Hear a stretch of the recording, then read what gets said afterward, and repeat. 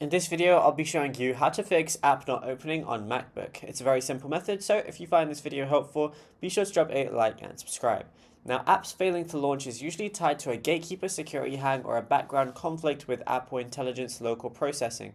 So what you want to do is sometimes an app is half open in the background, preventing a fresh launch. So we're going to go ahead and press Option, Command, and then Escape. So press all three of those together, and you're going to see Force Quit Applications. If anything is just randomly open in the background, all you want to do is highlight it, and you're going to see Force Quit as one of the options. It says, do you want to force quit? And go ahead and press Force Quit. Then try and open it again, and it should open up properly.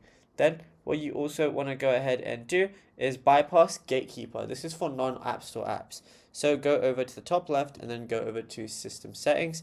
Once you're in System Settings, go ahead and find Privacy and Security, and then within that, scroll down to the Security section. Now, once you found the Security section, all you want to go ahead and do is you should see a note about the app you just tried to open. Then just go ahead and click Open Anyway. So it says Allow Applications From. You want to make sure it's on App Store and known developers, and then you might see a Open Anyway thing for something you just tried to open. Go ahead and allow it, and then you'll be good to go. Now, if you found this video helpful, be sure to drop a like and subscribe, and also be sure to check out all our other tutorials on the channel as well.